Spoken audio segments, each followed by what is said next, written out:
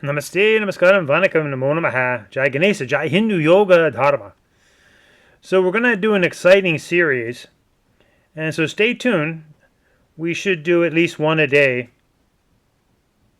So this is colonization and decolonization without hatred. So this 5-part series emerged from a growing realization that colonization was never only a political or military phenomenon. While empires may formally collapse, many of their deeper patterns continue long after independence through language, economics, education, media, religion, and the struggle over basic meaning itself. The following essays and teaching collages, and there's a lot here, so if you need to pause and go through them, AI does a wonderful job of putting in the complexity. They explore not only the history of colonialism in India, but also its continuing psychological, semantic, which remember means the science of word knowledge, and civilizational effects. Obviously, this concerns not just India, but relevantly the Hindu yoga religion. This project attempts to prove and move beyond simplistic narratives of victimhood, denial, hostility, or ideological polarization. Instead, we seek a balanced path rooted in the best attempt at a truthful understanding and historical depth, transparency, and restoration without animosity. So the 5 series is going to be the early invasions, which you can read here, and this is just a few. The British colonialism and the establishment of caste, which is a Portuguese word, remember. Then we're going to look at sailing out of India and the indentured servant system. And then we're going to ask a question, do you think colonialism is over? Think again. And then 5 is restoring balance, and we'll conclude with an epilogue. So together these essays and collages attempt to explore not merely the history of colonialism, but the ongoing struggle to preserve meaning, memory, dignity, and civilizational depth in an increasingly fragmented and commercialized world. Let's look at the early invasions. We begin by recognizing the many invasions into India. But the main emphasis begins with the British colonization, historical complexity, invasion, and civilizational balance. India was not only colonized once, but by the Europeans, but by many others, as you will see. But of course, we have to ask ourselves, why did all of these invaders come to India? Because India was rich in textiles and gems and spices, the all-important spices to preserve food, and deep philosophies. This is an important point to remember, especially when people point out the state of India today. Well, you know, if your country's been invaded for millennia, it's not going to be in a pristine situation. However, this is no excuse for Indian Hindus not stepping up to the plate and trying to improve their lot in life.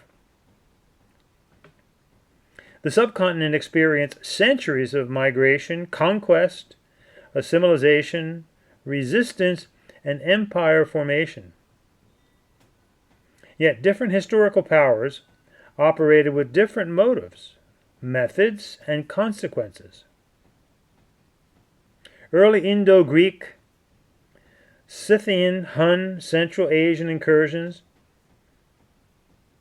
After Alexander the Great entered northwest India in the 4th century BCE, various Central Asian groups later entered the subcontinent, including Indo-Greeks, Scythians, Kushans, and Huns. Some arrived as conquerors, but many gradually assimilated into Indian civilization, adopting Sanskrit, Buddhist and Hindu traditions, and Indian political forms. This is why many historians often debate whether they were quote-unquote colonizers in the later European sense, because many became culturally Indianized rather than maintaining a permanently separate ruling civilization. Islamic invasions and sultanies, beginning especially around the 8th to the 12th century CE, these were major incursions from Arab forces, Turkic dynasties, Afghan rulers, and Persianized Islamic empires. These eventually led to the Delhi Sultanate and the later Mughal Empire.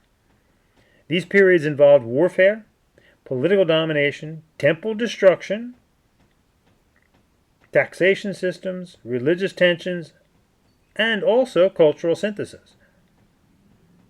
The historical reality is complex.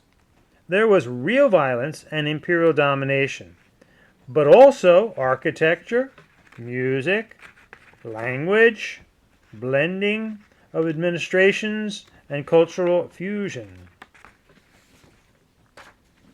Now we have to remember that as we go through this, we're obviously talking about India in relation to Hinduism because that is the home of Hinduism, but remember, not all Hindus are from India, nor are all Hindus Indian.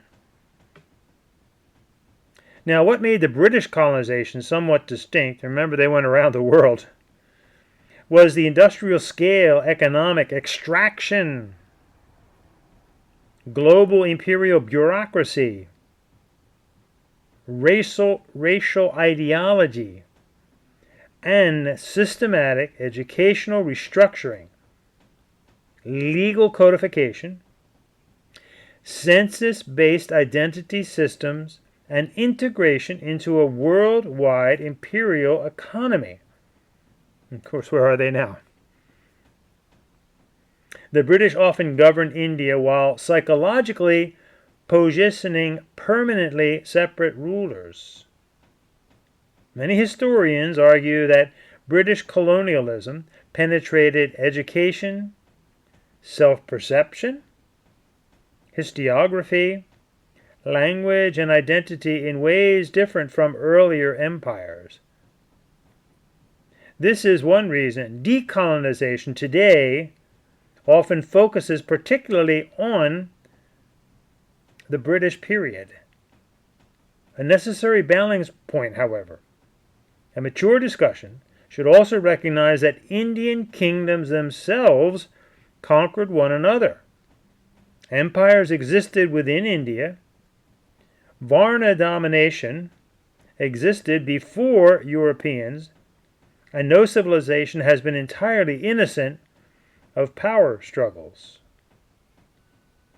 Otherwise, history becomes oversimplified into, quote, pure victims versus pure villains, end quote. And that's rarely historically accurate.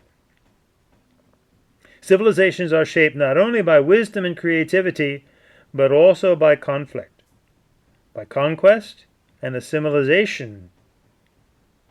The challenge is to remember history without becoming imprisoned by hatred.